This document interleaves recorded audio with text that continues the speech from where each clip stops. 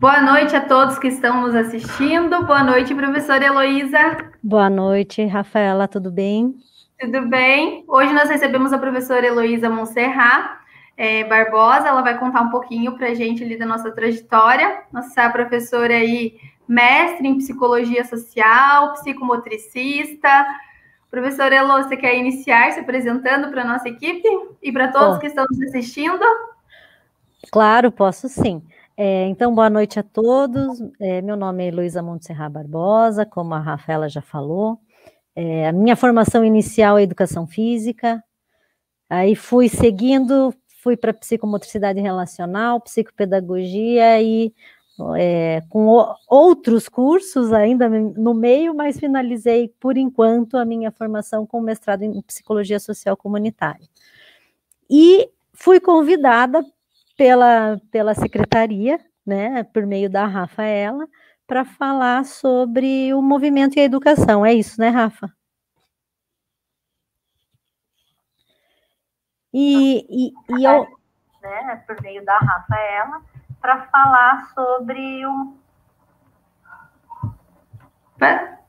Deu retorno aqui, mas pode continuar. Então tá bom, que daí eu já fiquei meio... Não, só deu retorno, mas pode continuar. Tá joia. Então, a minha vida, na minha trajetória, o corpo sempre esteve presente, né? O movimento corporal sempre esteve presente.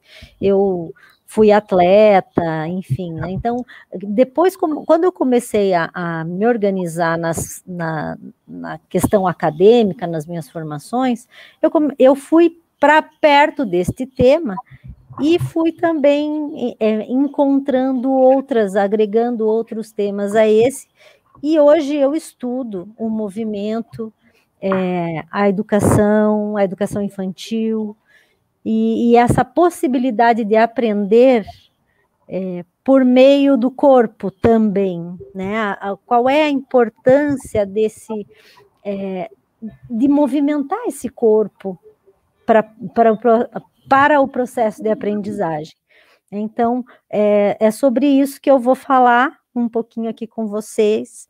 Fiquem à vontade para me fazerem perguntas, concordarem, discordarem do que eu falar, porque eu acredito que quando a gente tem essa possibilidade de encontrar os opostos, a gente cresce ainda mais, não é? Então... Professora, só interrompa um minutinho, estamos recebendo a Elaine, que vai fazer a nossa interpretação em Libras, Elaine. Essa professora Heloísa. Aproveita a estender aí os agradecimentos, tanto a professora Elo, que aceitou o nosso convite, quanto a Elaine, a nossa intérprete, né, que também vem aí com essa parceria. Tá bom? Legal. Pode continuar. Obrigada. Tá joia. Boa noite, Elaine. Então, eu gostaria de pedir para colocar os slides, por favor.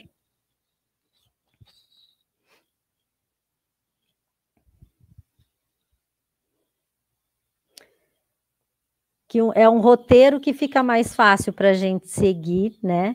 E se organizar com ele. Mas enquanto o slide não chega, eu quero dizer para vocês que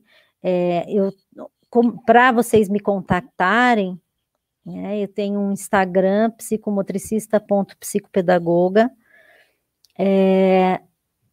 Vai aparecer na imagem sem o ponto, mas existe um ponto entre essas duas palavras, tá?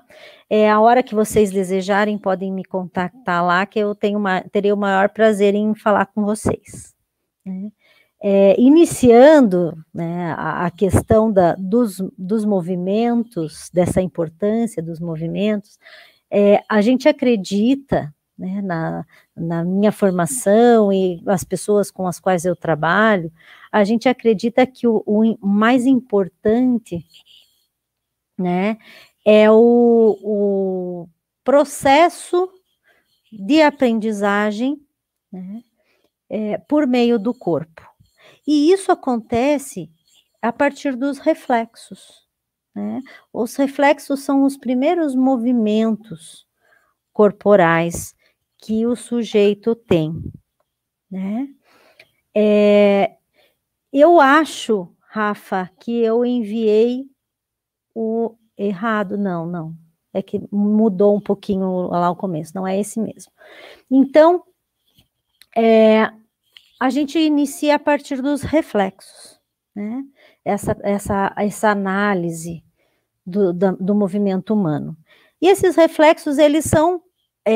existem movimentos intrauterinos que também fazem parte desses movimentos reflexos, né?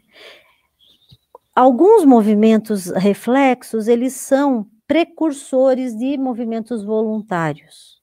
Como assim? Então, por exemplo, quando a gente tem um bebezinho, se vocês tiverem a oportunidade de ver uma criança pequenininha, se vocês segurarem o bebê sobre uma superfície, mas sem encostar, ele vai mexer as perninhas como se ele estivesse caminhando, né? E esse movimento é um movimento reflexo, precursor do caminhar, né? Então, é um movimento que vem antes do movimento voluntário. E existem reflexos que são úteis para que nós, seres humanos, sobrevivamos, né? Então, o reflexo do sugar é um reflexo de sobrevivência. Então, quando há um toque, assim, na bochecha do bebê, ele vai em busca do alimento. Então, todos esses movimentos reflexos são muito importantes a gente tomar consciência deles, a gente saber que eles existem.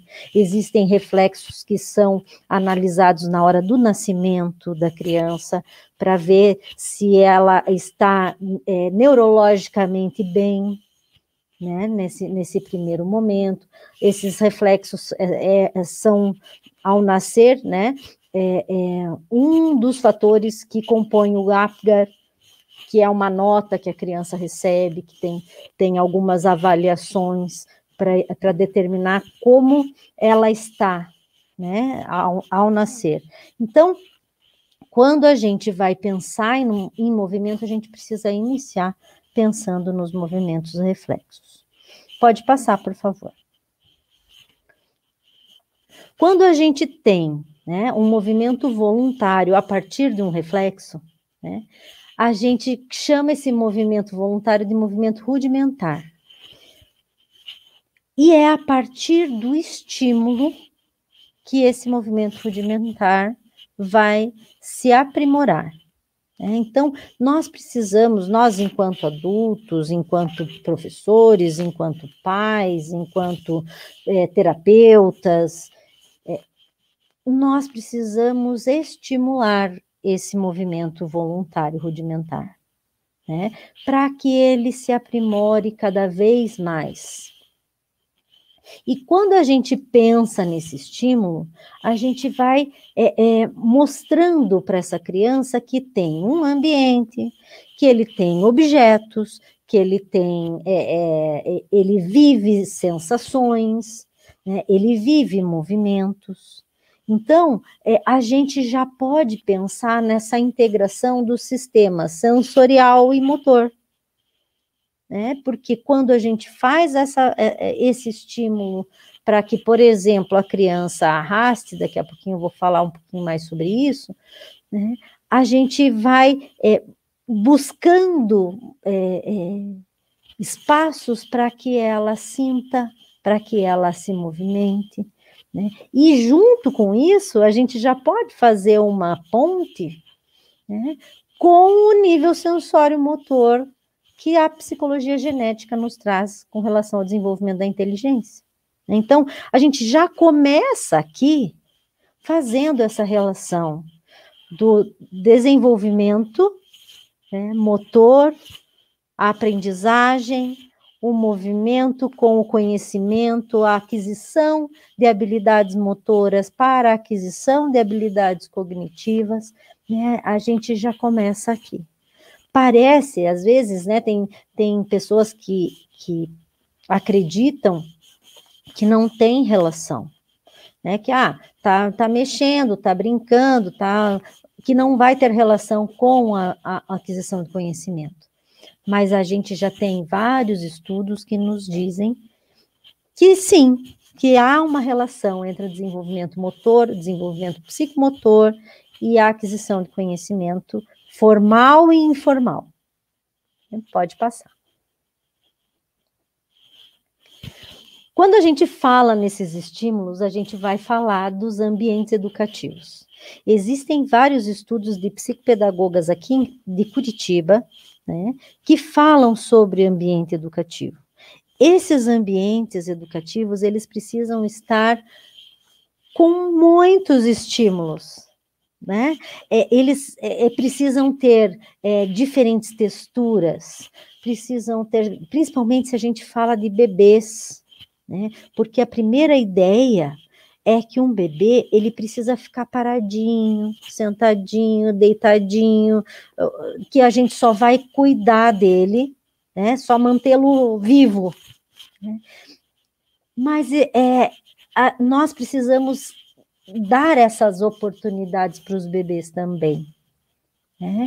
Então, deixá-lo deitadinho num edredom fofinho, depois num EVA que tem aquelas coisinhas mais corrugadinhas para ele ter outras sensações, para que ele vá adquirindo esse processo, né? Colocar o bebê de bruço é muito importante, né? Então, mas eu vou deixar ele só de barriguinha para cima. Ele de barriguinha para cima, ele fica estático, ele não precisa fazer esforço nenhum.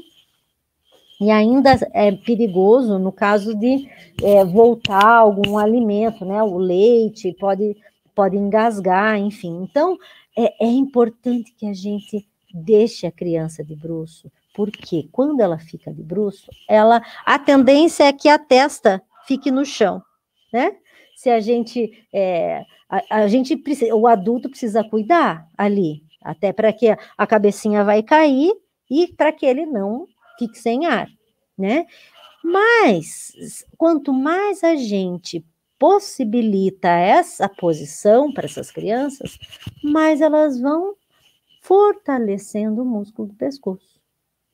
Então, a criança está de bruço, mãozinha apoiada no chão, peitinho apoiado no chão, e ela consegue erguer a cabeça, né?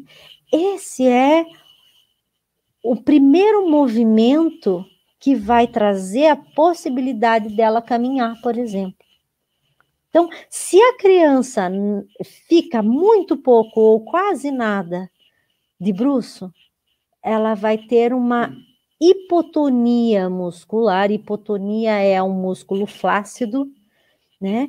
Vai ter uma hipotonia muscular no pescoço e essa hipotonia vai se alastrando para o resto do corpo. Porque se ela não trabalha aqui, ela não tem estímulo para trabalhar o restante do corpo dela, né? Então, quando isso acontece, essa evolução vai promover essa aquisição de outras habilidades motoras, outras habilidades corporais, né? Que isso tem a ver também com a aprendizagem formal, né? Então, todo e qualquer desenvolvimento corporal tem relação com a aprendizagem formal. Tem também relação com a aquisição das habilidades motoras, né? Com a aprendizagem das habilidades motoras. Então, movimento e aprendizagem, eles são temas que são intimamente ligados.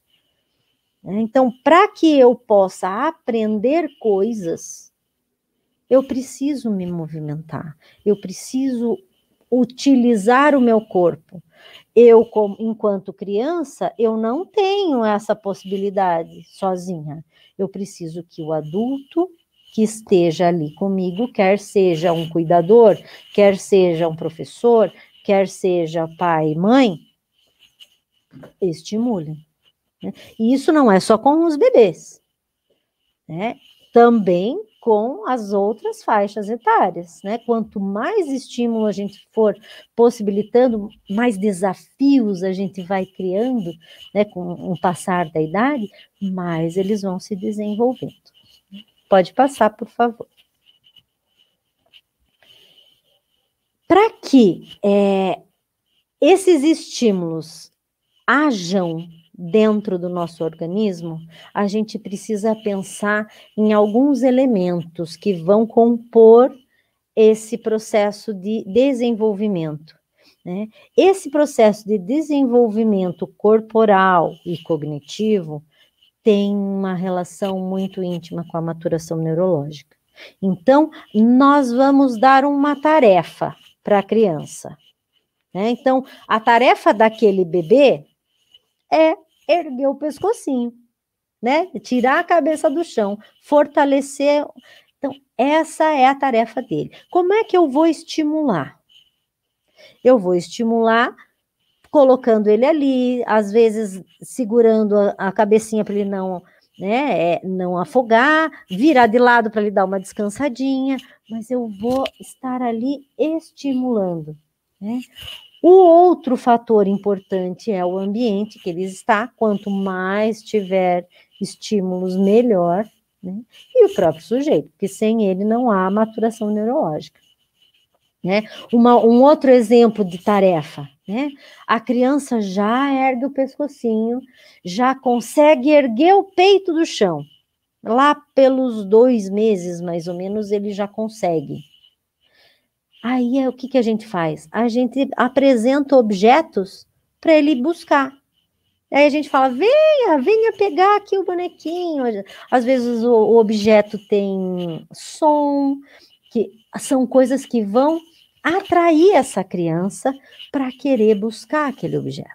Então, eu vou estimular esse movimento. Então, a tarefa é pegar o bichinho da minha mão, o estímulo é a minha conversa, a minha fala com ele e o barulho do objeto, por exemplo, o ambiente adequado para isso, né? Porque eu não vou colocar a criança arrastar num chão de cimento, né? Só de fraldinha, né? Porque ela pode se machucar, né? E a própria criança.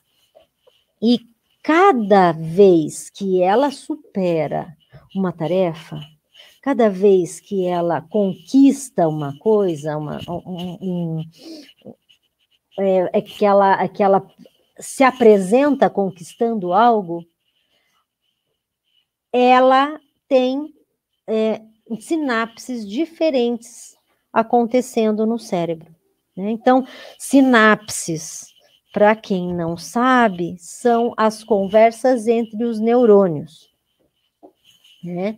Então, um neurônio liga no outro, eles se conversam por uma carga elétrica, né? E aí ele vai passar. Então, por exemplo, eu quero mexer meu dedo, né? Então, eu vou mandar um recado para o meu cérebro, as sinapses vão acontecer lá, e o recado volta para o meu dedo, e eu mexo meu dedo, né? Então, quando a criança consegue chegar no objeto, por exemplo, ela tem sinapses diferentes das quais ela tinha quando ela conseguiu erguer o pescoço. E quanto mais a gente for estimulando essa questão corporal, mais sinapses a gente está promovendo a construção no cérebro dessa criança, né? Então, quanto mais estímulo, mais sinapse, quanto mais obstáculo superado, mais sinapse. Então, é muito importante a gente pensar nisso, né? Porque às vezes o que acontece? Principalmente quando a gente é pai e mãe, isso acontece muito, eu sou mãe, posso falar. né? A gente fala assim, não, eu vou entregar lá para ela, coitadinha, né? Eu vou lá, eu dou isso para ela, né? E aí a gente tira da criança a oportunidade de realizar essas sinapses, né? A gente tira a possibilidade da criança de se organizar nesse espaço. Eu vi aqui uma pergunta do Vanderlei. Se a criança possui surdez, utilizamos brinquedos que sejam mais coloridos para a motivação dos movimentos? Com certeza. Né? A gente precisa usar aquilo que a criança se interesse. Né? Estímulos são importantes para todos os momentos da nossa vida, concordo. Teve a primeira pergunta que apareceu aqui, eu não li, mas eu tenho a impressão que é com relação ao trabalho com bebês, né? Que nunca trabalhou com bebês, mas que deve ser mágico. Foi isso que eu li, mais ou menos. Se não for isso, por favor, me coloquem aqui depois, ou no momento que acharem melhor, tá? Podem... quem estiver coordenando o chat aí pode me interromper a hora que quiser, tá? Não tive experiência com bebês, mas acredito que deve ser mágico, seria de muita aprendizagem profissionalmente, isso mesmo, foi essa que eu tinha perdido. E é mágico mesmo, né? Eu já trabalho ainda com bebês, é muito gostoso, né? E quando a gente vê esse crescimento dessas crianças, né, que a gente vê a possibilidade que a gente está oferecendo para que eles se desenvolvam, é muito gratificante para nós. Né? Algumas crianças não têm esses estímulos, alguns bebês não têm e não desenvolvem. Né? Às vezes, quando a criança começa a crescer, ela, de alguma forma, pode ser que ela consiga se autoestimular para realizar algumas coisas. Mas é muito difícil isso acontecer, porque ela não tem nenhuma referência, né? Se for esse o caso. Tá? Pode passar, por favor. E aí, a gente começa a pensar, né, quando a gente fala em desenvolvimento motor, nessas fases desse desenvolvimento motor, que são muito importantes, que eu já comecei a falar aqui um pouquinho, né? A primeira delas é a estabilidade, a segunda é a manipulação e a locomoção. Então, uma depende da outra para acontecer. Então, para que eu consiga segurar o meu pescoço lá em cima, eu preciso de estabilidade. Para que eu consiga sentar, eu preciso de estabilidade. Para que eu consiga ficar em pé, eu preciso de estabilidade. Né? Para conseguir manipular o objeto, eu preciso estar estável, senão eu não consigo manipular, eu fico tombando para um lado para o outro. Né? Para conseguir me locomover, me arrastar, né, eu preciso saber manipular aquele chão, né, porque eu vou colocar a minha mãozinha, vou puxar o meu corpo, vou até, né, até chegar lá no objeto que eu quero. Né? A Jaqueline diz que amava ficar no berçário, pois cada dia era uma descoberta. A evolução é incrível, e é mesmo. É muito gostoso. E aí a gente vai possibilitando a evolução dessas fases do desenvolvimento motor. Em cada pedacinho, né, porque esse desenvolvimento motor, ele é visto em níveis, né, o nível baixo, que é quando a criança está deitada, o nível médio, que é quando a criança está sentada, e o nível alto, que é quando a criança está em pé. A criança ou o ser humano, enfim, né? Então, essas 3 fases acontecem nesses 3 níveis. Então, quando eu vou andar, eu preciso de estabilidade, eu preciso encontrar o meu eixo, encontrar o centro de gravidade para poder caminhar. E eu, né, a partir desses estudos, a gente acaba fazendo algumas reflexões, né? As locomoções têm relação com o desequilíbrio.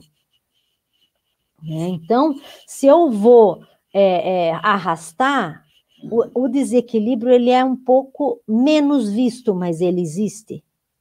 Né? Então, eu preciso sair da inércia, sair, né, do parado. No engatinhar, também precisa haver um desequilíbrio para eu conseguir engatinhar. O desequilíbrio é mais visto no caminhar. Né? Então, imaginem-se em pé, vocês que estão assistindo aqui. Caminhar para nós é automático hoje. Né? Para aquelas pessoas que caminham, né? Tem aquelas outras pessoas que, por algum motivo, não conseguem fazer ter essa habilidade.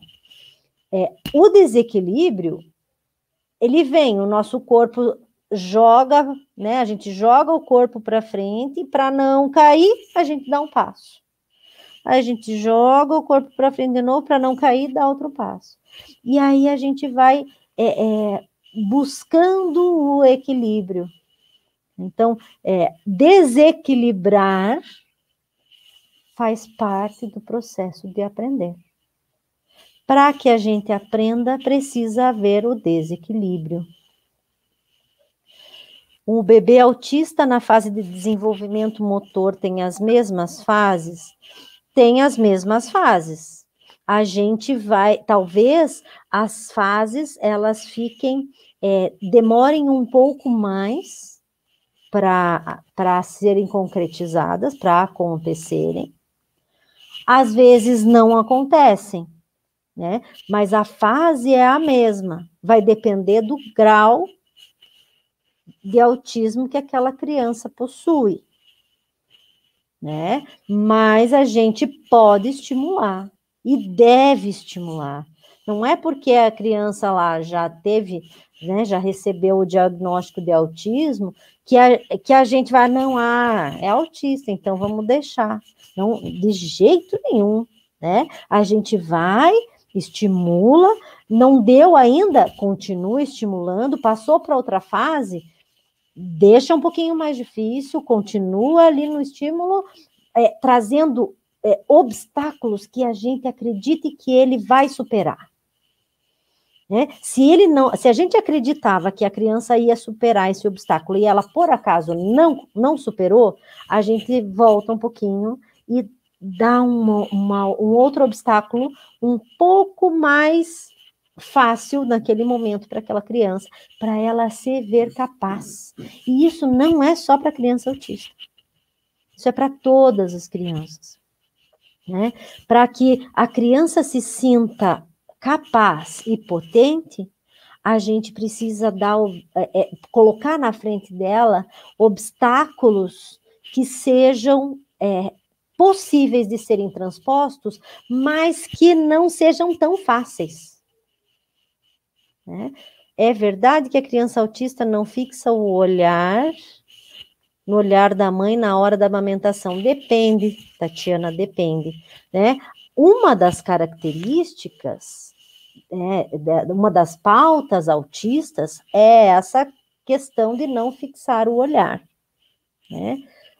Pode ser que uma criança, ao ser amamentada, não fixe o olhar na mãe e não tenha o transtorno espectro autista. Né? Pode ser que tenha. A gente não pode caracterizar só por um fator aquele transtorno, enfim. E não é porque ela não olha que ela é autista, não é porque ela olha que ela não é autista. Ela pode até ser autista olhando, né? Eu trabalho com crianças autistas, um pouco mais velhas, não trabalho com bebês que estão no espectro, mas eu trabalho com crianças um pouco mais velhas, E algumas fixam, outras não. Então, para que a gente levante a hipótese dessa questão, desse transtorno, isso pode ser um fator para levantar a hipótese, mas a gente vai investigar daí, né? Qual a melhor forma de proporcionar esses estímulos para crianças autistas? Da mesma forma que a gente vai proporcionar para as outras crianças, né? Para as crianças ditas típicas, né? Agora, a gente vai precisar perceber se aquela criança tem alguma hipersensibilidade.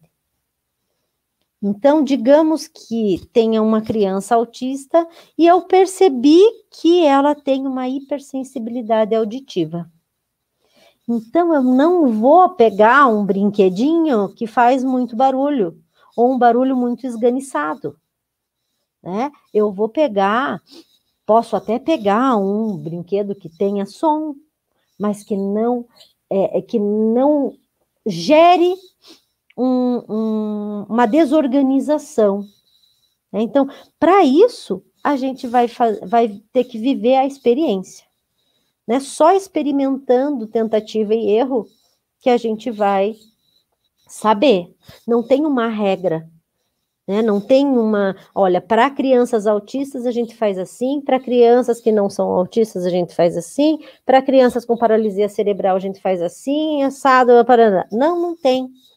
Né? A gente vai estimular, a gente vai trazer. Né? Agora, putz, não deu certo. Esse chocalho aqui, muito estridente, a criança começou a gritar e chorar e não deu certo. Agora, tem lá uma bola que tem um guizo dentro, que tem um som um pouco mais agradável, essa ela aceita.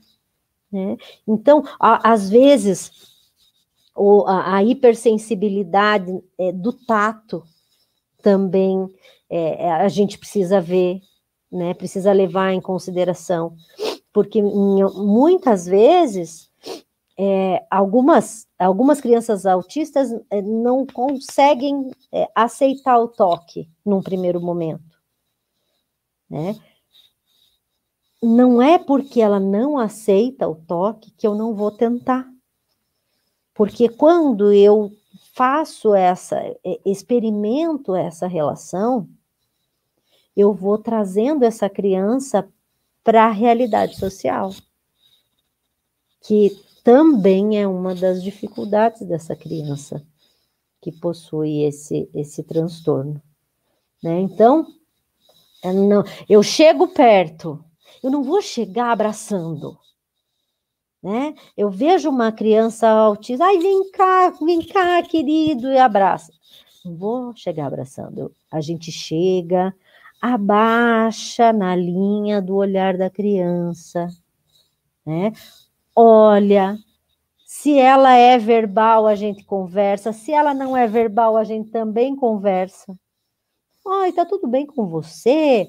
Né? Se a gente é o terapeuta, por exemplo, assim, olha, você veio trabalhar comigo hoje, né? Vamos lá na minha sala? Aí eu vou dizer para vocês como eu faço, tá? Eu tento dar a mão. Se a criança não dá a mão, eu não forço ele a dar a mão. Eu ponho a mão nas costas, tento dar uma direcionada, porque nas costas tem a roupa, então a roupa dá uma certa proteção, né? E aos poucos eu vou tentando chegar, até que a criança vem para mim e fala assim, me dá um abraço. Né? Ou a criança que não é verbal vem, se joga e abraça aquela criança que antes não aceitava pegar na mão.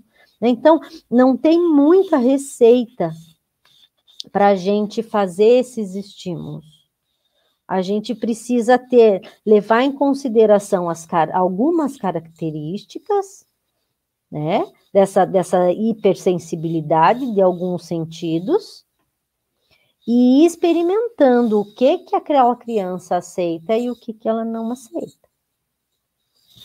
Né? Não sei se eu respondi, Jaqueline.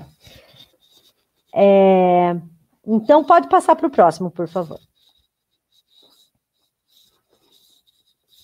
Agora, eu quero falar um pouquinho para vocês a questão da idade cronológica e a aquisição das habilidades, tanto motoras quanto cognitivas. Aqui também cabe afetivas, sociais, né? Então, digamos que eu estou dando um estímulo para uma criança pequena, que está lá por volta do seu 1 ano e pouquinho, e de repente ela anda, né? Por quê? Ela fortaleceu o pescoço, ela sentou, ela fez, ela foi construindo esse corpo até o momento que ela pôde caminhar. Agora, tem uma criança de 2 anos e meio, não anda. Ela tem problema? Só pode, né? Uma criança que não 2 anos e meio não anda, só pode ter problema. Não, a gente precisa olhar. Essa criança teve estímulo? Como foi esse estímulo? Como foi esse processo de estimulação? Depois você volta essas perguntas para mim, Rafaela, não sei se é você que está cuidando disso. Depois que eu fechar isso, eu gostaria de ler essas perguntas, tá? Então, esse estímulo é muito importante, porque se ela não tem estímulo até os 2 anos e meio para andar, ela não vai andar aos 2 anos e meio. Então, não necessariamente ela tem algum problema. Não necessariamente ela tem alguma defasagem. Ela precisa ser estimulada. Vamos tentar, então. Vamos entender o histórico, vamos conversar com os pais, né? Se eu sou a mãe da criança que não anda, eu vou até um especialista e vou lá conversar, e o especialista me pergunta assim, em que momentos que ele pega as coisas sozinho? Não, eu não deixo, coitado, né? Tadinho, eu vou lá e pego para ele. Então, o que eu estou fazendo? Achando que eu estou ajudando o meu filho, eu estou tirando dele a oportunidade de se desenvolver. Então, se eu tenho lá uma criança de 11 anos, não sabe amarrar o cadarço. Por que será que ela não sabe amarrar o cadarço? Porque ela tem alguma dificuldade da coordenação motora fina? Porque ela tem alguma dificuldade neurológica? Porque ela tem alguma questão no tato, alguma questão afetiva? Qual é? Por que será? A primeira instância do ser humano é julgar. Ele não amarra o cadarço porque é preguiçoso. Né? A primeira coisa que vem é o julgamento. Mas a gente precisa ter esse outro olhar. Por que será? Como foram os estímulos? Pode ser que até hoje a mãe calce o sapato para ele e amarra o cadarço, ou o pai. Pode ser que até hoje ele não tenha tênis que precise de amarrar o cadarço. Seja só de velcro, por exemplo, ou de... Não sei se é stretch que fala, aquele outro que parece de coisa de surfista, né? Que estímulos que ele teve? Então, não quer dizer assim, mas ele já tem 10 anos. Ele tem que amarrar cadarço com 10 anos. Teoricamente, sim. Mas como é que foi antes? E uma criança que teve os mesmos estímulos que outra criança, podem chegar ao resultado em tempos diferentes. Cada uma tem seu tempo, cada uma tem seu ritmo. Quando a gente trabalha com turma, em escola, né, a nossa tendência, eu falo isso porque eu também sou professora, né, fui professora de educação infantil, de ensino fundamental, hoje sou professora universitária, mas em qualquer nível, a gente encontra isso, né? Cada um tem o seu tempo de aprender. E a tendência, né, geral dos educadores é querer que todo mundo chegue ao mesmo tempo, no mesmo lugar. E eu posso chegar num tempo depois daquele meu colega que chegou antes, e eu posso chegar por um outro caminho. Eu não preciso chegar pelo caminho que todo mundo chegou, ou pelo caminho que o professor acha que eu tenho que chegar. Então, o nosso olhar enquanto educadores, né, já está mudando graças aos nossos trabalhos, né? Mas a gente ainda precisa mudar mais. Então, se cada um de vocês aqui conseguir encontrar pessoas e falar para um ou dois, né, a gente vai ampliando, é igual aquela corrente do bem, não sei se vocês assistiram esse filme, né? Se não assistiram, assistam, que é muito legal, né? Então, se eu estou plantando a minha sementinha aqui, 2 ou 3 já plantarem as de vocês lá, e mais 2 ou 3 plantarem, a gente já vai ter uma floresta, né? Mas eu quero salientar essa questão do ritmo, porque é muito importante, tá? Sempre que a gente vai estimular uma outra aquisição motora, a gente precisa promover o estímulo da musculatura, tá? Volta aquelas perguntas para mim. Uma é da Ana e tem uma anterior, que eu não vi o nome, que tem um pouquinho a ver com isso. A da Ana, que eu li bem rapidamente, dizia da questão de... O Vanderlei, deixa eu ver. O que a senhora acha dos estímulos poluição visual excessiva nas salas? Colocam alfabeto, rotina, calendário, nome dos alunos, entre outros cartazes na sala. Isso atrapalha? Olha, Vanderlei,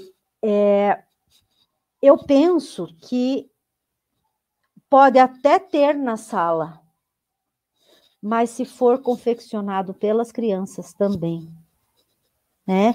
E pode, se você olhar para a sala e perceber que aquilo lá está te incomodando, provavelmente pode estar incomodando as crianças. Então, se atente a isso, né? Agora, normalmente, não é normalmente, em algumas escolas que eu vou, que eu já fui, né? Tem lá na parede as coisas que os professores fizeram, né? O alfabeto lá em EVA, com uma abelhinha, com uma bola, tudo em EVA, e a criança só olha aquilo. Ela não participou daquela confecção. O calendário, ela não participou da confecção.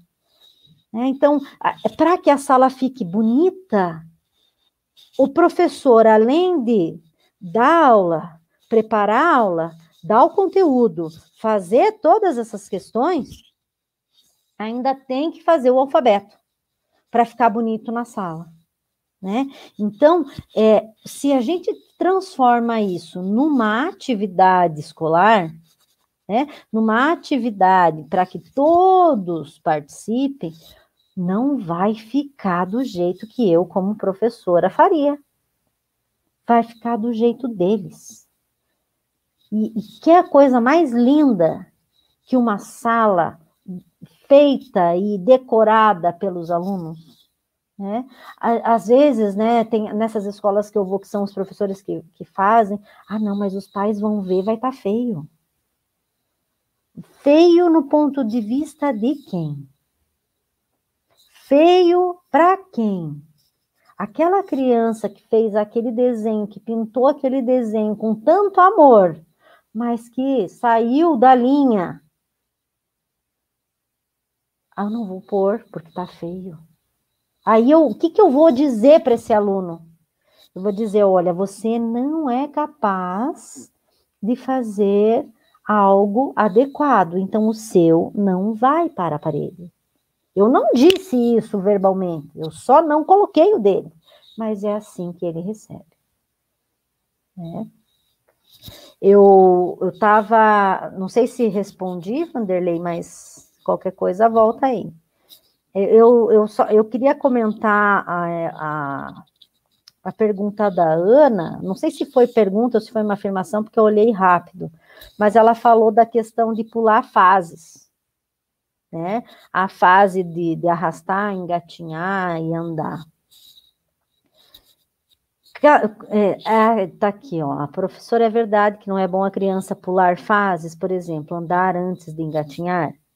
E tem uma antes da Ana que também eu não consegui ler, se vocês puderem voltar. Então, só é bom a criança pular a fase se isso vier dela própria. Se eu for estimular o meu filho, o meu aluno, a andar antes de engatinhar, ou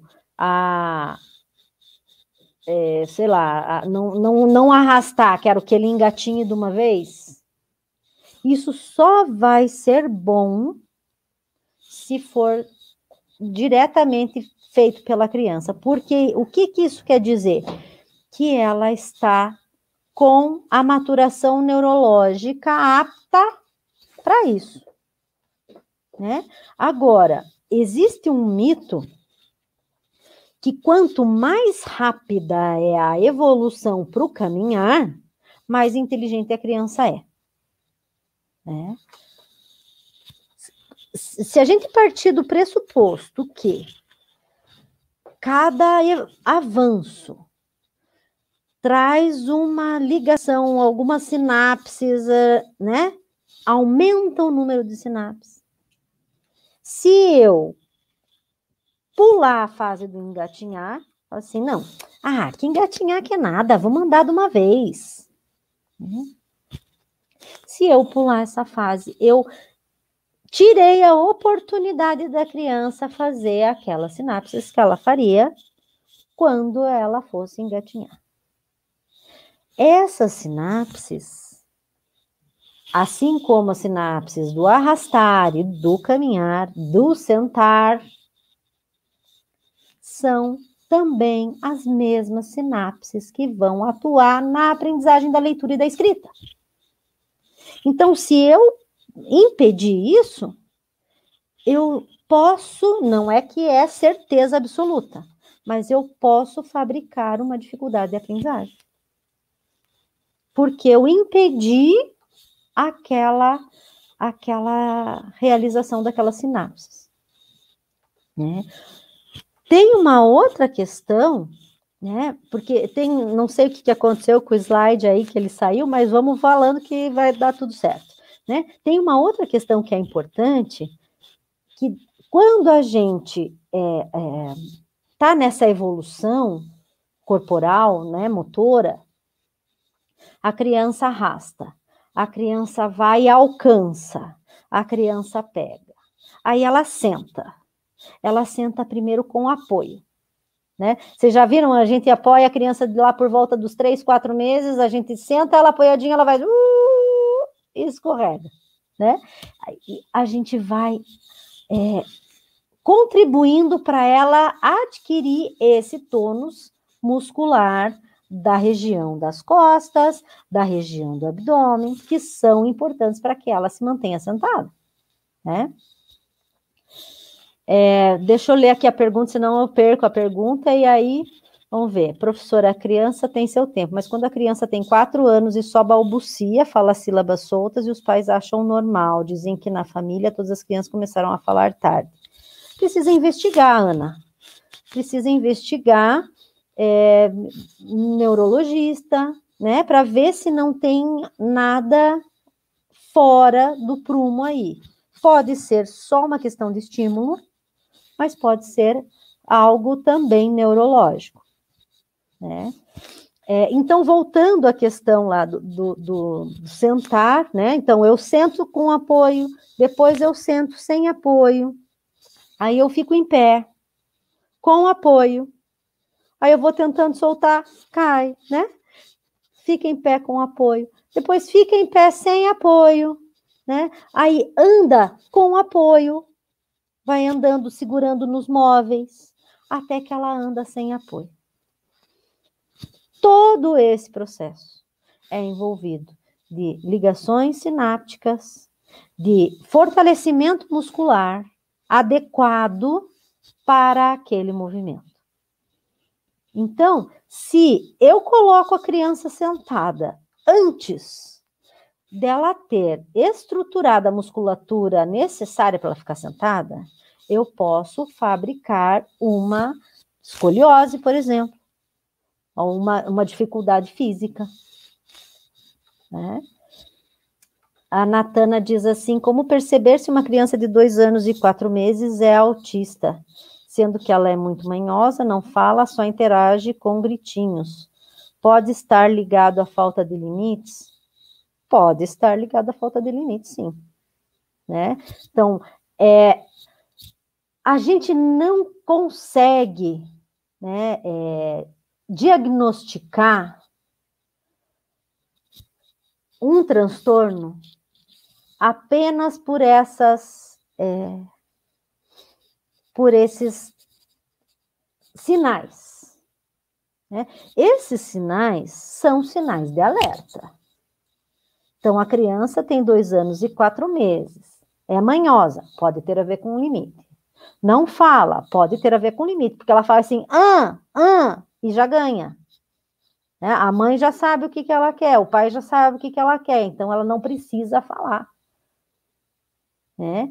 Então, é muito importante fazer uma análise dessa família e um possível encaminhamento para o neurologista.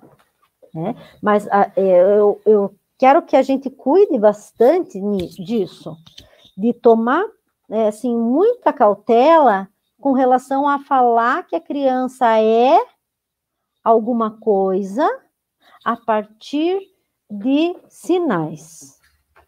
Né? E ela não é, ela está. Né? Então, eu chego, ele é disléxico. No momento, ele está disléxico. Ele pode aprender a lidar com essa dislexia, ele não vai deixar de ser disléxico, mas a gente não pode dizer que ele é, porque aí ele já assume esse papel, já coloca na testa, sou disléxico, então eu não vou fazer tarefa porque eu sou disléxico. Eu já vi isso. Né? Tive um aluno que não conseguia pintar utilizando as mãos, mas gostava de pintar com o pincel. Então, terumi, né? Isso pode ter a ver com a questão da criação também, né? Se essa criança não vai para a terra, se essa criança não vai para o chão, né? Não sei quantos anos tem essa criança, mas às vezes a criança tem nojo do geladinho da tinta, porque não conhece. Né? A mãe, aquela mãe e aquele pai que mandam lavar a mão o tempo inteiro, tem que ficar limpinha, tem que... Ela não tem contato com isso, né? E esse tipo de situação pode gerar distanciamentos afetivos com relação às situações de aprendizagem que podem gerar dificuldades. Né? Bom, vamos lá, tem mais uma. Indiferente da idade, acredito que o estímulo é uma das principais ferramentas de ensino-aprendizagem para uma criança. De fato, precisamos esgotar todas as possibilidades antes de diagnosticar. Isso, Clarice, acho que era esse o comentário antes do comentário da Ana, né? Acho que era isso. Né? Eu acho que isso é fundamental. Porque, assim, uma outra questão muito importante que eu vejo, percebo nas escolas, e nos consultórios de psicopedagogia, de psicomotricidade, que eu frequento mais, né? Professora, não dá diagnóstico. Psicopedagogo levanta a hipótese para confirmar diagnósticos. Psicomotricista, fonoaudiólogo, também. A gente vai levantar hipóteses e vamos num atendimento multidisciplinar definir ou não aquele diagnóstico. Agora, eu já vi casos de professora que recebe a mãe na porta da saída e fala, olha, teu filho é autista, tem que levar no neurologista.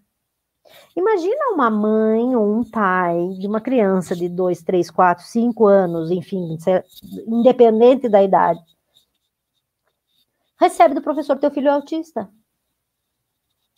Que subsídios que esse professor tem para dizer se a criança é autista ou não? Ele viu sinais. Professor também levanta hipótese, gente. Professor não diagnostica. Coordenador não diagnostica. Diretor de escola não diagnostica. Ah, que bom, Joelma. Joelma diz como é gratificante apreciar uma live com explanação tão completa. Fico feliz. Né? Então, é muito importante a gente cuidar disso. É muito importante a gente que vai ser orientador de escola, que a gente que é orientador, a gente que é professor, a gente que é diretor, ter isso na cabeça, a gente não diagnostica. Deixa eu ler aqui a questão da Célia. Tenho uma parente que teve um bebê e isolou-se. Tanto que o vi 2 vezes com toda a proteção. Agora ela quer colocá-lo na metodologia comum. Mas quantos anos tem essa criança? Isolou-se por conta da pandemia? É isso? Né? Deixa eu entender melhor isso, Célia. Me conta quantos anos tem essa criança e se isolou pelo coronavírus com quantos anos foi para o Kumon, tá? Isso eu queria comentar, a aceitação é difícil, por isso temos que saber lidar com todas as situações. Só uma equipe de profissionais pode diagnosticar, isso mesmo, Esther. A gente sozinho, a gente tem o nosso conhecimento e as nossas vivências, né? A Esther, aproveitar que teu nome está aqui, Esther, a Esther ela pode ter os mesmos conhecimentos que eu, mas ela tem outra vivência. Então, ela vai olhar para os sujeitos, para a vida, de jeitos diferentes, de forma diferente da minha. Então, quanto é rico eu ter a minha opinião junto com a do outro, com a do outro, com a do outro, com a do outro, com a do outro, e a gente fecha um diagnóstico multidisciplinar. A Rose diz, de repente todos viraram especialistas. Corretíssimo, diagnóstico só pelos profissionais. Né? Diagnóstico só pelos profissionais que trabalham em conjunto com essa criança, né? Então, eu sou psicopedagoga, sou psicomotricista relacional, percebo algo numa criança, falo assim, então acho que seria interessante você buscar um neurologista, seria interessante você buscar um oftalmologista, porque eu levantei uma determinada hipótese. Levantada essa determinada hipótese, eu encaminho para o especialista vem e me dá um retorno. Com o retorno desse especialista, eu que estou fazendo a avaliação psicopedagógica, por exemplo, eu vou para outro especialista, acho que uma avaliação de fono seria importante para agregar o caso. E aí eu vou, e a gente discute quando é possível, né? Nem todos os profissionais se disponibilizam a conversar sobre os casos, mas quando é possível a gente se senta e conversa a respeito, e a partir de todas as hipóteses levantadas, a gente levanta uma hipótese diagnóstica. Porque se a gente chega e fala assim, olha, o diagnóstico é este, é um diagnóstico fechado, e o cara não vai sair dali nunca. Né? Se a gente levanta uma hipótese diagnóstica, aí o sujeito ele tem a possibilidade de sair daquele lugar. Então é muito importante, eu só abri esse parênteses aqui, porque eu queria aproveitar o comentário de vocês, que eu queria falar sobre isso, tá? Também, porque penso que é bem importante. Né? Só voltando, eu sei que meu tempo está acabando, Mas eu queria voltar um pouquinho só naquela sequência que eu estava falando do desenvolvimento motor, a questão de pular fase, porque tem um assunto que quando eu falo disso, desse tema, eu sempre abordo. Pode ser que eu ainda tenha, assim, seja linchada, talvez, né? Mas vamos fazer assim, vamos dar uma pausa aqui, eu já volto nisso que eu vou ser linchada, talvez, né? E vou voltar aqui para a Célia, que ela trouxe aqui, que foi realmente pelo coronavírus, e ele tem 9 meses e ela quer mandar no Kumon? O que ela quer que faça no Kumon? Eu não sei. A linha de pensamento que eu sigo não levaria uma criança de 9 meses para o Kumon. Né? Eu levaria encheria a sala de brinquedo, bola, né? Porque existe uma questão importantíssima aqui, Célia, que eu vou colocar aqui também para todo mundo, que o desenvolvimento da atenção da criança, ela acontece por volta dos 3 aos 9 meses. Depois dos 9 meses, só aprimora. Mas o desenvolvimento da capacidade atencional é dos 3 aos 9 meses. Então, por volta de, né? A gente não pode dizer, fez 3 meses, começou, fez 9 meses, acabou. Não, por volta de 3 a 9 meses. E se essa criança não é estimulada a desenvolver essa capacidade atencional, muito provavelmente ela vai apresentar dificuldades quando for mais velha. Não é que agora tem uma sentença já instalada, não. É possível reverter isso, até porque nosso cérebro tem uma coisa maravilhosa que é a plasticidade cerebral. Então, a gente consegue aprender, mesmo depois. Só pode ser que tenha um pouco mais de dificuldade. Também gostaria de saber o que você acha do Kumon. Então, Juliana, particularmente, eu não conheço muito profundamente o Kumon. Pelo que eu conheço, são atividades, né, treinos repetidos todos os dias, cada dia um pouco, né? Dependendo da criança, esse método é eficaz. Dependendo da criança, esse método não é eficaz, né? Eu, particularmente, não indico, nunca indiquei até hoje o método Kumon para alguém. Pode ser que eu precise indicar pelas necessidades de alguma criança. Hoje eu ainda nunca indiquei, né? Mas a gente precisa perceber se isso vai ser bom para aquela criança, né? É um método mais rígido, é um método mais dentro da caixa. Eu até brinco com as pessoas que conversam comigo, eu sou fora da caixa, né? Eu sou fora do padrão, porque eu não faço as coisas que a maioria das pessoas faz, né? Rê, um beijo para você também. Renata, minha amiga, acabou de me mandar um beijo aqui. Que bom, Cleusa, que você tá gostando. Maravilha. Essa internação de palestrantes é tão produtiva, esclarecedora, obrigada. Acho que é a interação que você quis dizer, né, Clarice? Tá internação aqui, mas ou a minha dislexia tá me passando o pé, né? Mas vamos lá. Aproveitar que daqui a pouco me derrubam aqui, né? Mas eu quero aproveitar para falar daquela questão que eu estava falando, que vocês vão talvez me linchar, né? Nesse processo do desenvolvimento motor,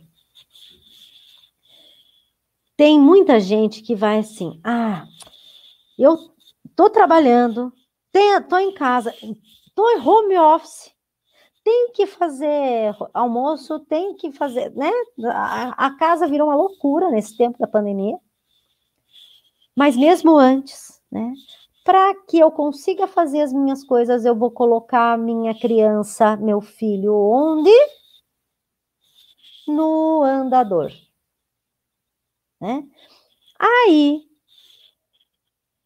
é uma questão que eu, particularmente, não concordo, né? Não indico. Já foi proibida a fabricação. Ainda tem pessoas que fabricam. Se tem pessoas que fabricam, é porque tem pessoas que compram. Porque se ninguém comprasse, não teria mais por que fabricar.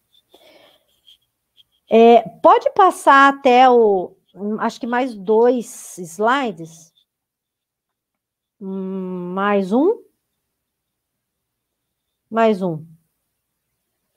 Aí. Então, primeiro, o andador é perigoso, né? Quando se tem um andador em casa, né?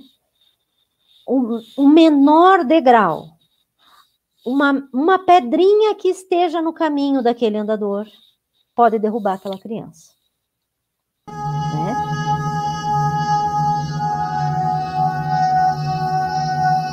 Isso é para acabar? É para fechar com a... Posso continuar bem rapidinho? Ai, que susto. Então, vamos lá. É perigoso o andador, tá? Outra questão, a criança é posta sentada num tecido ou num corinho, enfim. Muitas vezes, ela ainda não está com a estrutura física preparada para ficar sentada. E aí ela vai ficar não sei quanto tempo ali sentada. Pode desenvolver também questões de formação da coluna vertebral, porque ela é só cartilagem, né? Ela tem muito mais cartilagem do que osso, a criança pequena. E aí vai moldando uma coluna torta, porque eu não tenho musculatura suficientemente forte para me manter sentada, e eu tô lá sentada. Na maioria das vezes, a perna é mais curta do que a distância do assento ao chão.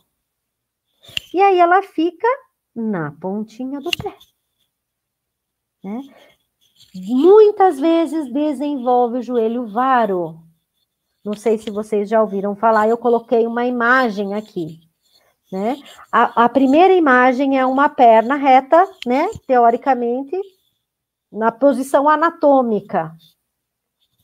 A segunda imagem é o joelho varo, que é aberto. Né? Então, a criança fica com a perninha, né? Aquele assento que a perna fica mais longe, e aí é para ela pôr o pé no chão, desestrutura fisicamente, totalmente essa criança. E aí tem o joelho valgo, que é o contrário, né? Quando um joelho encosta no outro. Aproveitando essa imagem, eu vou dizer para vocês que não tem muito a ver com o andador agora nesse momento, mas é importante falar que a criança, quando senta em W, vocês já ouviram falar isso? A criança senta como se fosse de joelho, mas abre o pezinho atrás e põe o bumbum entre os 2 pés lá atrás. Então, a perna fica no formato de W. Essa posição é uma ótima posição para desenvolver joelho valgo, tá? Que vai ficar para dentro. Porque a posição... Experimentem vocês sentar com a perna em W e ficar em pé. Vocês vão ver que o joelho fica com o joelho. tá? Que bom, Kátia. Então, todo mundo, Elaine, tem uma aluna que senta assim, um aluno que senta assim.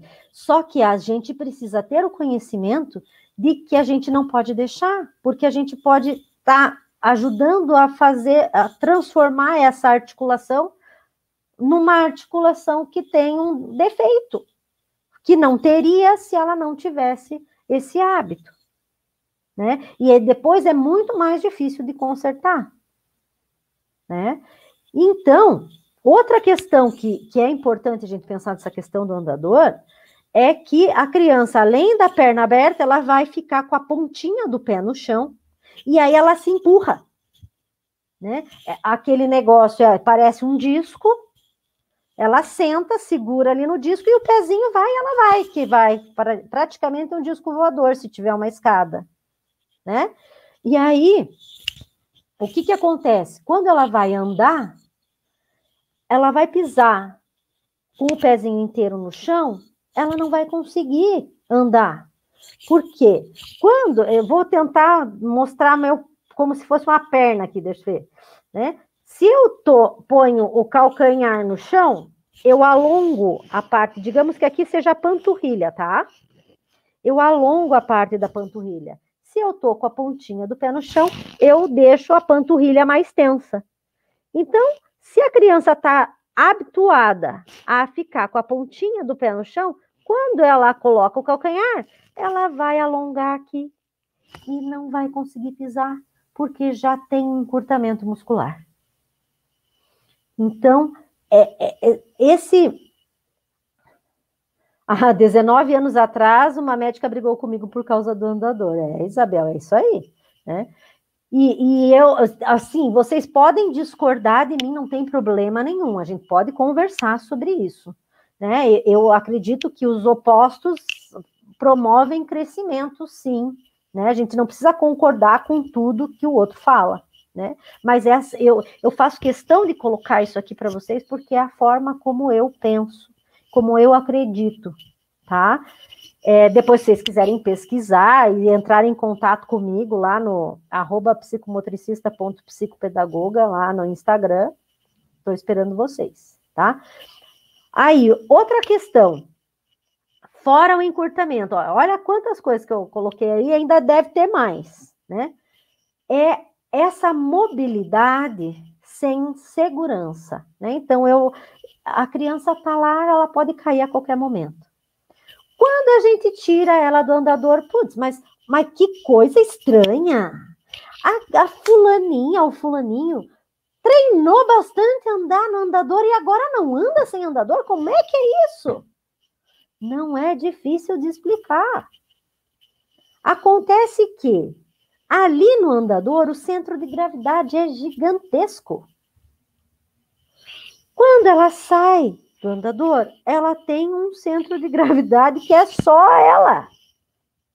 E ela não consegue andar.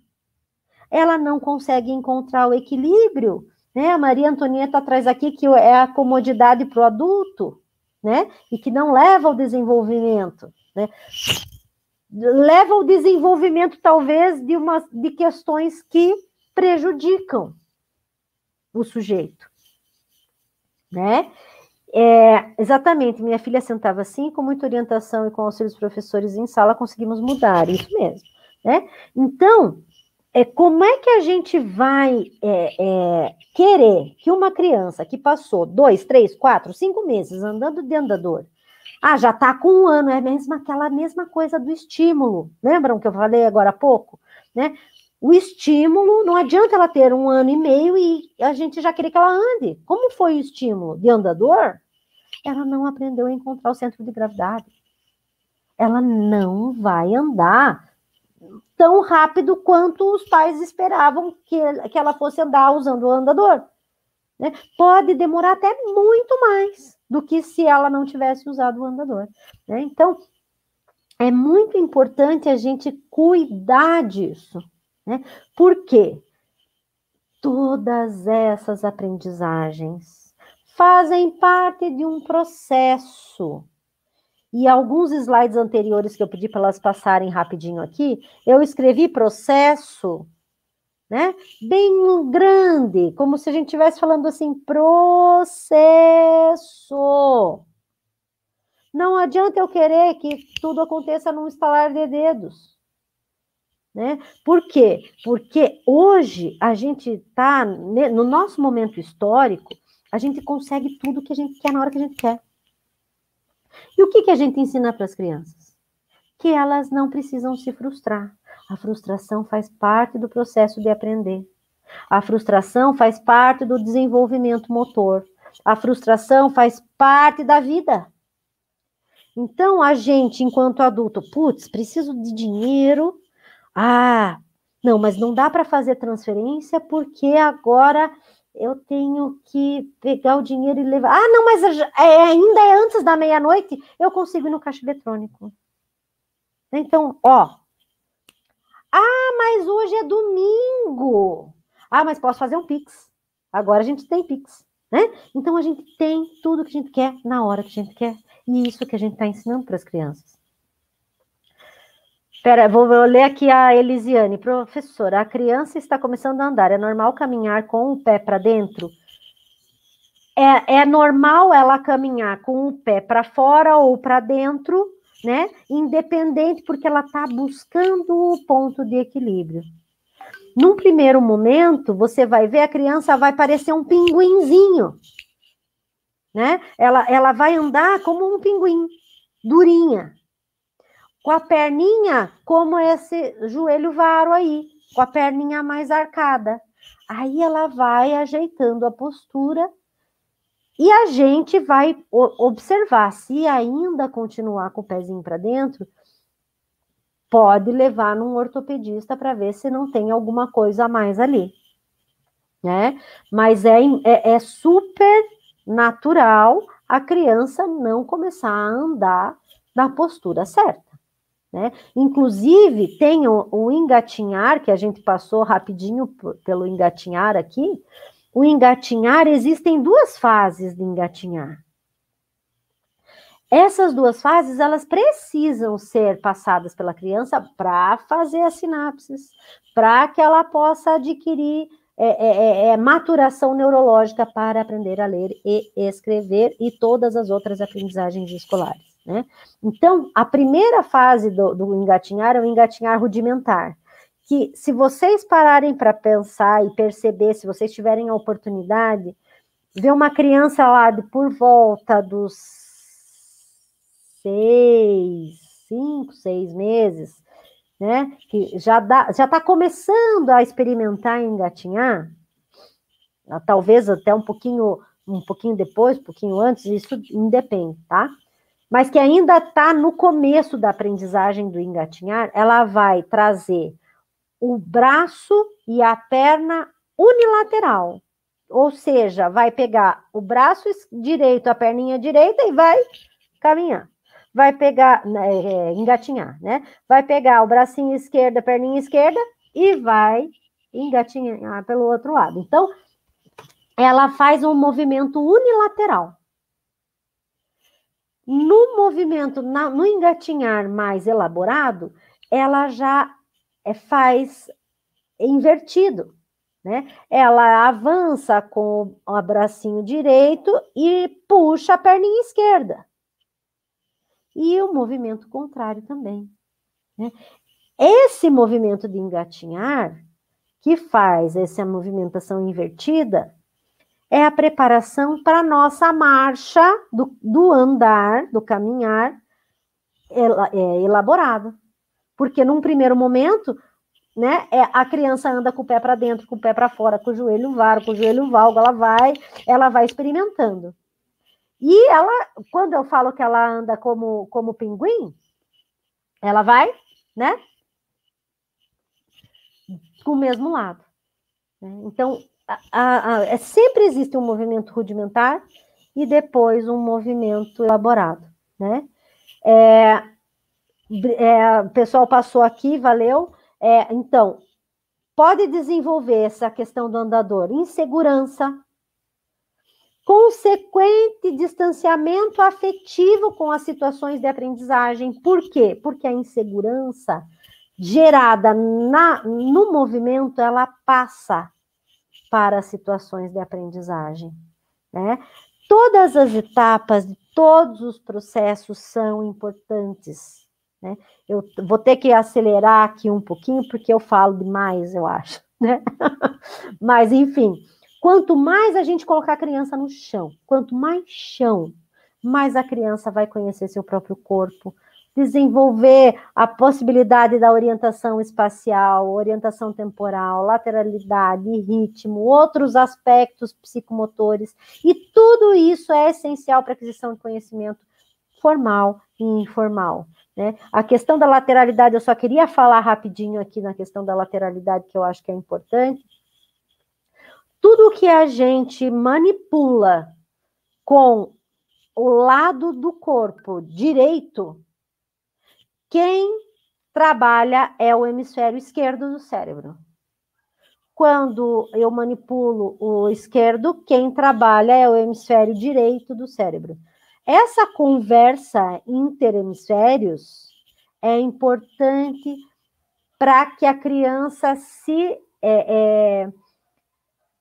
conheça, se reconheça, conheça as habilidades corporais, tenha consciência corporal, o esquema corporal desenvolvido, né? Então, isso é importante a gente lidar, e lateralidade não é só escrever com a esquerda ou com a direita, né? Então, vamos trabalhar a lateralidade, vamos fazer uma estrelinha na mão direita e uma lua na mão esquerda, isso é lateralidade? Não.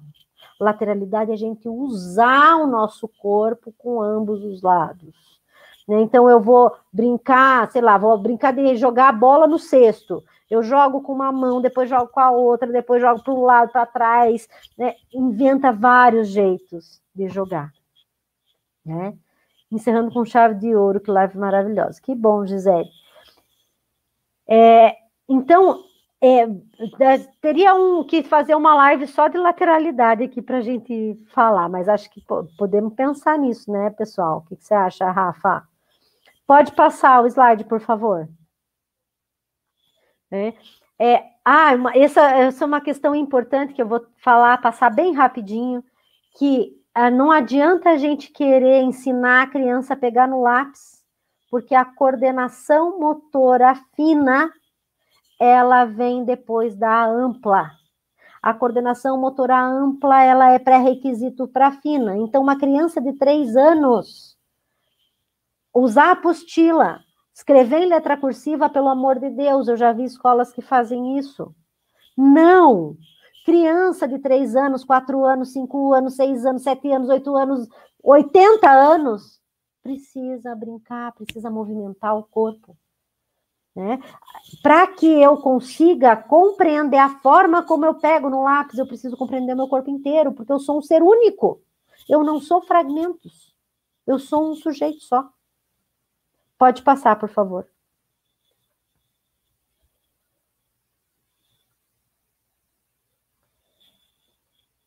A gente também, a questão de atuar na causa e não no sintoma, que é um pouco aquela questão do Kumon, né? A gente precisa promover frustração, promover brincadeira, se a criança cai, levanta, se não aprender a cair quando criança, quando cair quando adulto, vai acontecer o quê?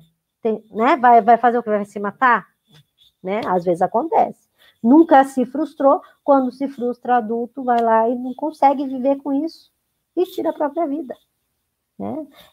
São coisas muito sérias que a gente fala, né, com relação ao movimento, com relação à brincadeira, que aparentemente não são tão sérias, só estão brincando, mas não, elas estão desenvolvendo tudo isso que a gente viu aqui agora com vocês, né? Pode passar, por favor.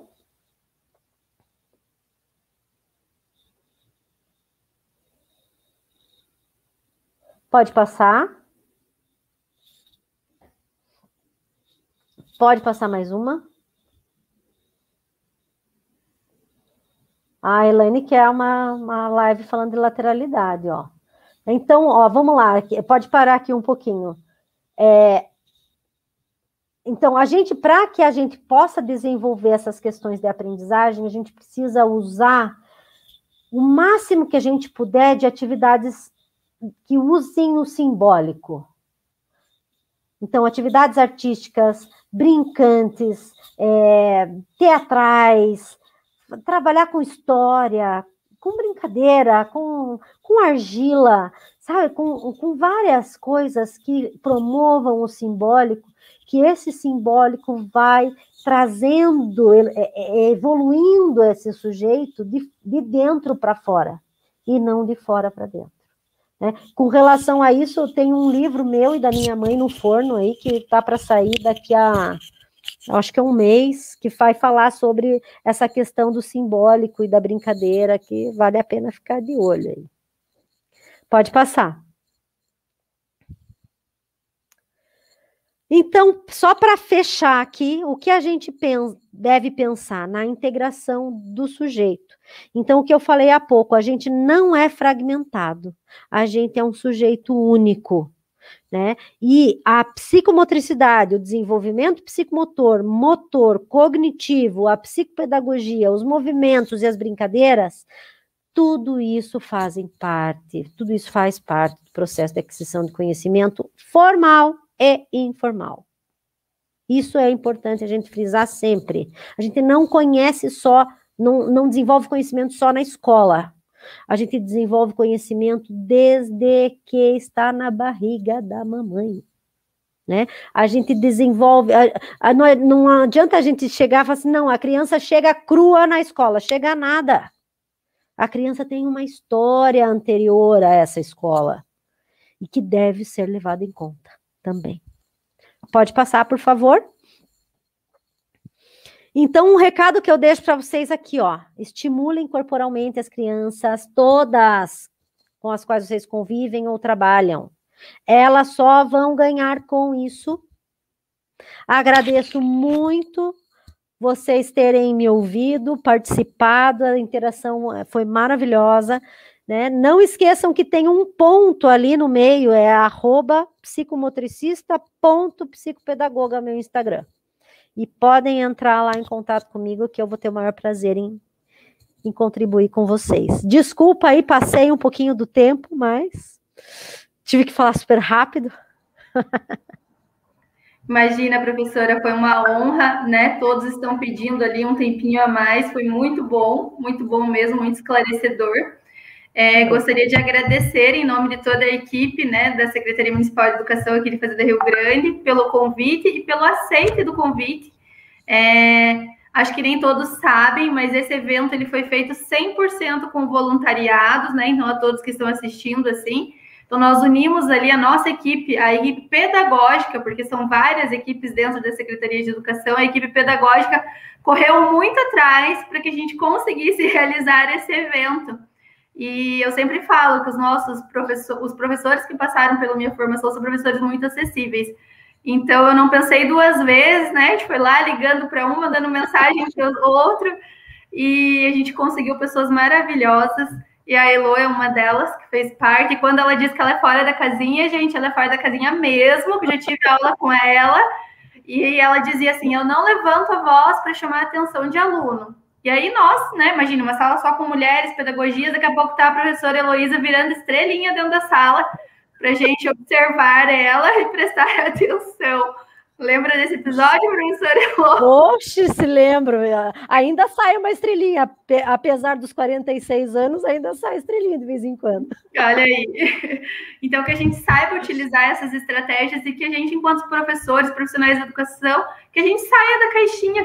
Às vezes a gente fica muito dentro da caixinha e precisa desses momentos de retomar essa reflexão, como foi essa semana, uma semana de muito aprendizado.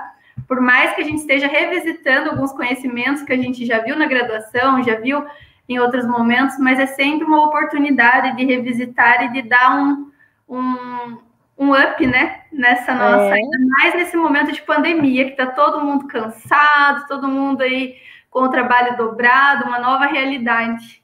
É verdade, Rafa. E foi um prazer enorme estar aqui com vocês. E, ó, vamos trabalhar mais aí, pessoal, tá querendo? Olha, vamos sim, vamos marcar. Estou disponível. Então, obrigada, tá, professora Elô? Obrigada a todos que participaram, todos que nessa semana acompanharam as lives. A gente tem agora a presença de um convidado bem especial, o nosso diretor de cultura aqui do município. Deixa eu ver se eu consigo adicionar ele aqui só um pouquinho, pessoal. A tecnologia tem um lado bom e tem um lado, né, da complexidade, né? Ele ainda não está conseguindo entrar. O Caio vai passar algumas informações sobre o trabalho dele. Eles estão com a exposição lá na Praça Céu, uma exposição bem bacana, com o nome Fase. A gente já deu uma olhadinha em primeira mão. Adianta a todos que estão assistindo e que puderem participar, que está bem bacana, bem legal o trabalho deles, um artista incrível. E com isso eles vão inaugurar a sala de exposições. É claro que tem toda uma questão ali em relação à pandemia e ao número de pessoas, mas vale a pena. Então, quem puder entrar em contato lá e participar vai ser bem legal. Caio, você está me ouvindo? Eu já te adicionei. Estou sim, estou por aqui. Tudo bem? Então, agradeço ao professor Elô, vou te liberar. Tá, joia. Um pouquinho com o Caio. Fica o nosso beijo e nosso agradecimento. Eu que agradeço. Obrigada a todos que assistiram e que me aguentaram até agora. Beijo. Imagina, ficamos com gostinho de quero mais. Vamos combinar. Eba. Tchau, tchau. Tchau, tchau. Oi, Caio. Estava comentando com o pessoal aí que está assistindo a nossa live um pouquinho. Já me adiantei porque eu não resisti. Eu dei uma espiadinha lá na exposição de vocês. Sim. Mas eu vou deixar você com a palavra aí com o pessoal agora. Ok. Primeiramente, boa noite a todos e todas. Muito obrigado pelo convite dessa participação, né? Para quem não me conhece, eu sou o Caio Fábio, sou diretor-geral de cultura aqui no município. Através desse convite, vim compartilhar para vocês um pouquinho da cultura da nossa cidade, o que a gente tem feito, e algumas informações super legais também em relação, ligadas isso à questão educacional também, né? Como a gente estava citando agora há pouco, inclusive eu estava assistindo a live pelo YouTube, a exposição que nós abrimos hoje, nós inauguramos uma sala chamada Cláudio Fiasco, que é em homenagem, né, ao nosso servidor, que era o guardião da praça, da Estação Cidadania, a antiga Praça Céu, que faleceu, infelizmente, há 2 meses atrás, em virtude do Covid, né, com 57 anos de idade, e dia 30 agora faria 10 anos de serviço público, né, guardando a nossa praça, cuidando e zelando ali pelos bens públicos, né, e a gente colocou em homenagem a ele essa sala de exposições. E hoje nós abrimos a inauguração dessa sala, abrimos a exposição Fases, do artista Elton Fino, que fala um pouquinho sobre a visão dele sobre as fases da pandemia, né? Então, a exposição está aberta de hoje até dia 11, das 8 ao meio-dia e das 13 às 17, né? Exposição aberta, gratuita, para quem quiser ir lá apreciar, assistir, né? E conhecer um pouquinho desse trabalho de um artista fazendense, um artista plástico, muito talento. A exposição está muito linda, está muito rica, a sala também está muito legal. E fica o convite para todos vocês participarem, conhecerem lá na Estação Cidadania, a antiga Praça Céu, né? Rua São Nicolau, 2450, no Iguaçu. Também agora dia 7, de 7 a 18, nós temos a nossa feira de inverno, feira de artesanato, que vai acontecer ali na Praça Brasil, atrás da prefeitura. Vai ser super legal também, convido a todos a participarem, uma decoração temática, né, de festa julina. Então vai ser muito legal, assim, esse evento que a gente está fazendo. E outras ações, né? A Secretaria não tem medido esforços, assim, para produzir cultura e arte, dar o acesso às pessoas a participarem da cultura da cidade, né? Então, a gente tem buscado questões para que se traga à população esse acesso, né? Cumprindo a Constituição de 88, que é a obrigação, né, de dar acesso à cultura e à arte. Pergunta aqui, no sábado vai estar aberto? Sim. De hoje até dia 11, todos os dias. Domingo, sábado, segunda, terça, quarta, quinta, todos os dias da semana, das 8 ao meio-dia, da 1h05, tá? Vai ficar aberto o final de semana para quem quiser ir lá visitar, inclusive no sábado e no domingo. Mariane, será muito bem-vinda na nossa exposição. E outros projetos que nós temos trazido, né, aqui para a Secretaria, vai ser super, super enriquecedor, né? Nós estamos com um projeto do Circo Escola, que vem para o município também, o SEICPA, que é o Centro de Profissionalização e Capacitação do Artesanato, que são salas onde a gente vai produzir conteúdo para os nossos artesãos e artesãs aqui na cidade, né? Capacitação para que a gente desenvolva o artesanato e todo o trabalho manual dentro da nossa cidade, né?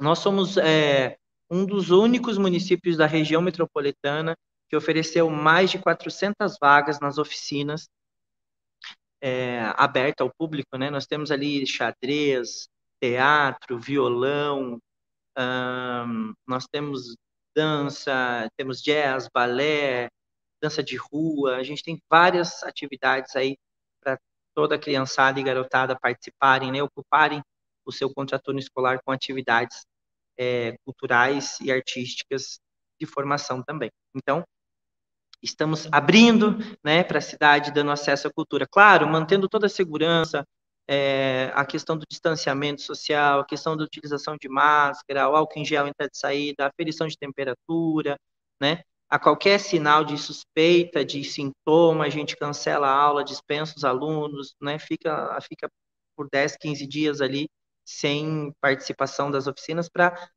preservar também tanto a saúde dos nossos professores quanto das crianças, né? Mas falando aí de webinário de educação, eu trouxe aqui para compartilhar com vocês um trabalho meu, né, sobre Morte e Vida Severina. Acho que é um poema que todos conhecem, né, de João Cabral de Melo Neto, de 1955. Um poema regionalizado, assim, né, com uma escrita muito forte e eficaz, que conta a história de Severino, que sai lá dos limites da Paraíba, da famosa e fictícia, na verdade, Serra da Costela, né, para descer até o Recife buscando uma vida melhor, uma condição de vida melhor. E assim eu trago isso para as nossas vidas, né? Morte e Vida Severina, por mais de ser um conteúdo nordestino, né? Mas a gente pode para todo ser humano, porque eu vejo, né, vi isso hoje por experiência própria. Nós levantamos todo dia da nossa cama em busca de uma vida melhor.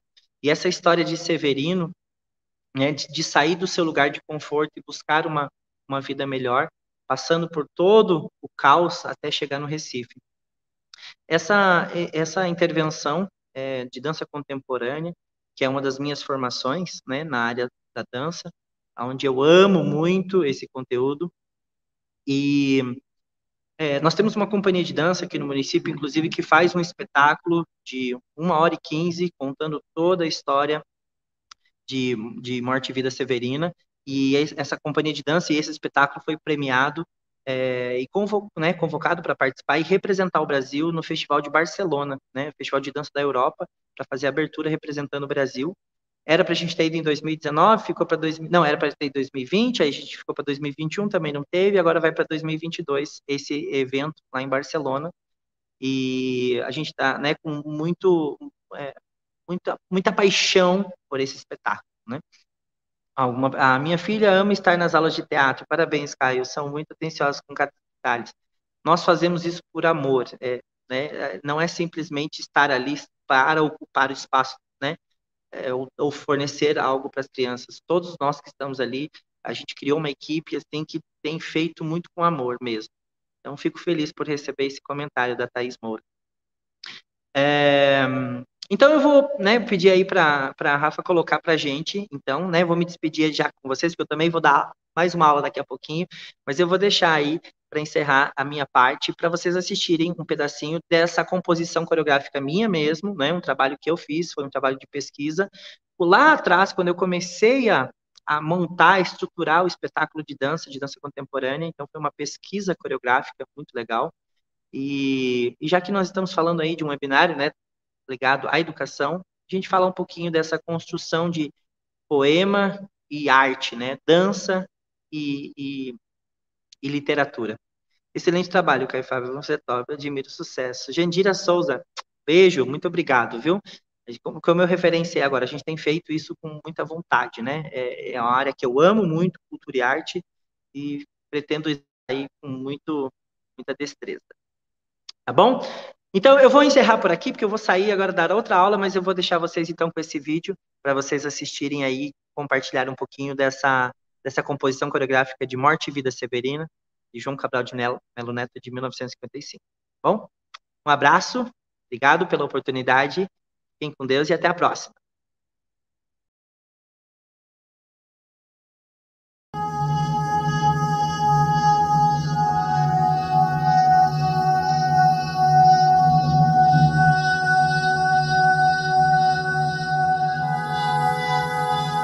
Essa cova em que estás, com palmos medida, é a conta menor que tiraste em vida.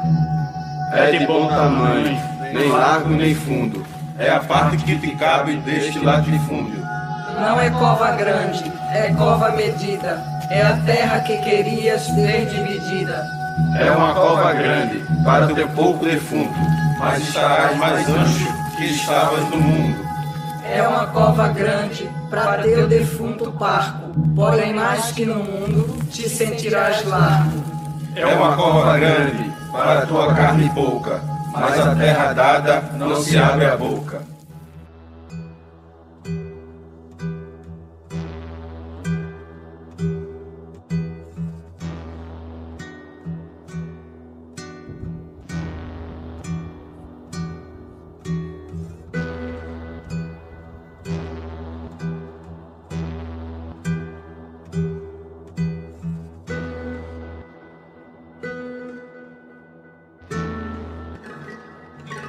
Meu nome é Severino, não tenho outro de pia. Como há muitos severinos que é santo de Romaria, deram então de me chamar Severino de Maria. Como há muitos severinos com mães chamadas Maria, fiquei sendo da Maria do finado Zacarias. Mas isso ainda diz pouco. Há muitos na freguesia por causa de um coronel que se chamou Zacarias e que foi o mais antigo senhor dessa sesmaria. Como então dizer quem fala, ora vossas senhorias? Vejamos, é o Severino da Maria do Zacarias, lá da Serra da Costela, limites da Paraíba. Mas isso ainda diz pouco. Se ao menos mais 5 havia com o nome de Severino, filhos de tantas Marias. Mulheres de outros tantos, já finados Zacarias, vivendo na mesma serra magra e ossuda em que eu vivia. Somos muitos severinos, iguais em tudo na vida, na mesma cabeça grande que a custa que se equilibra, no mesmo ventre crescido, sobre as mesmas pernas finas e iguais também porque o sangue que usamos tem pouca tinta. E se somos severinos, iguais em tudo na vida, morremos de morte igual, mesma morte severina, que é a morte de que se morre de velhice antes dos 30, de emboscada antes dos 20, de fome um pouco por dia. De fraqueza e de doença é que a morte severina ataca em qualquer idade, e até gente não nascida. Somos muitos severinos, iguais em tudo e na sina. Há de abrandar estas pedras, suando-se muito em cima. Há de tentar despertar terra sempre mais extinta. Há de querer arrancar algum roçado da cinza. Mas para que me conheçam melhor vossas senhorias, e melhor possam seguir a história da minha vida, passo a ser o Severino que em vossa presença emigra.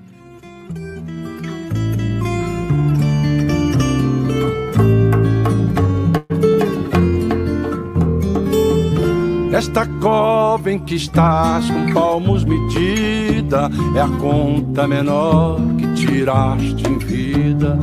É de bom tamanho, nem largo nem fundo, é a parte que te cabe deste latifúndio. É a parte que te cabe deste latifúndio. É a parte que te cabe deste latifúndio.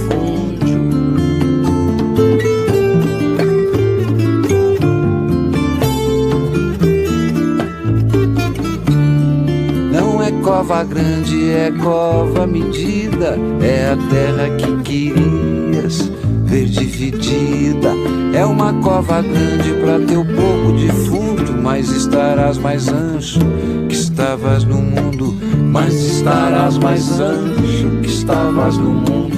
Mas estarás mais ancho que estavas estavas no mundo.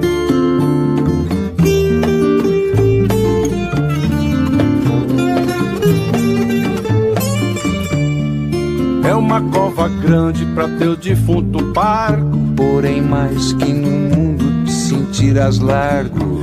É uma cova grande pra tua carne pouca, mas a terra é dada, não se abre a boca. Mas a terra é dada, não se abre a boca. Mas a terra é dada, não se abre a boca.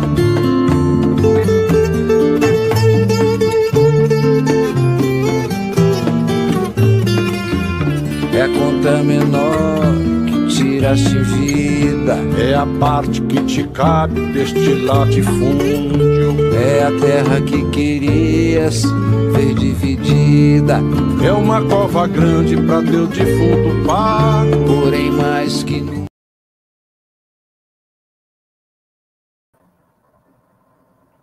Bom, pessoal, então a gente vai encerrando aqui nossa última live do webinário, uma semana de muito conhecimento, de muita gratidão, de muito trabalho, né? Um momento em que toda a equipe pedagógica da Secretaria se envolveu, e por mais que hoje vocês estejam me vendo aqui, nas demais lives, outras colegas, mas existe toda uma equipe por trás, alguém cuidando do chat, outros da lista de presença, enfim, todos estão envolvidos nesse momento. E para finalizar, a gente fez um videozinho dessa trajetória, de como foi essa semana, e eu vou compartilhar aqui com vocês. Após o vídeo, a gente encerra. Agradeço muito a presença de todos, que possamos fazer em breve um evento desse presencialmente, que logo a gente possa estar juntos, nos abraçar. Tenho certeza que essa é a vontade de todos. Então, só um minutinho que eu já compartilho aqui com vocês.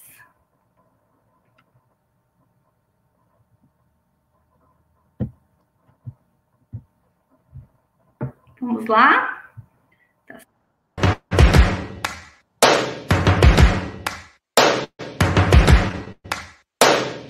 First things first, I'ma say all the words inside my head. I'm fired up and tired of the way that things have been. Oh, ooh, the way that things have been. Oh,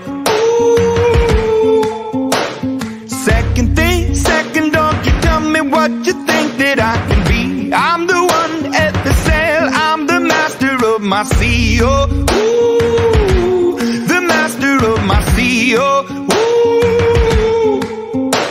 I was broken from a young age, taking my soak into the masses, writing my poems for the few that look at me, took to me, shook at me, feeling me, singing from heartache, from the pain, taking my message from the veins, speaking my lesson from the brain, seeing the beauty through the... Hey, turn me up, you turn me up, believer, believer. Hey, turn me down, you turn me up, believer.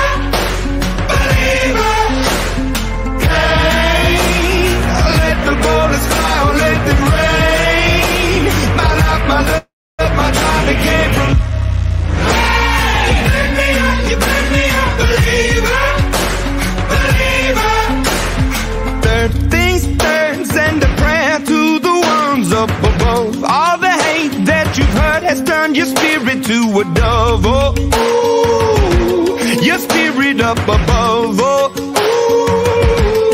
ooh. I was choking in the crowd, building my rain up in the cloud, falling like ashes to the ground, hoping my feelings, they would drown, but they never did, ever lived, ebbing and flowing, inhibited, limited, till it broke open and rained down, it rained down like... Hey, turn me up, you turn me up, believer.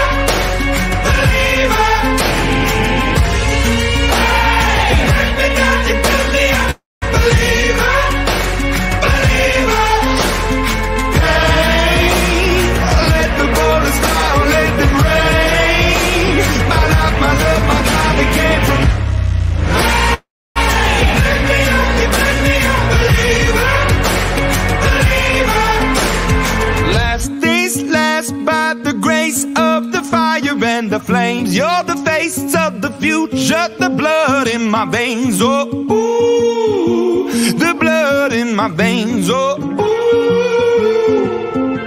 But they never did, ever lived, ebbing and flowing, inhibited, limited, till it broke up when it rained down like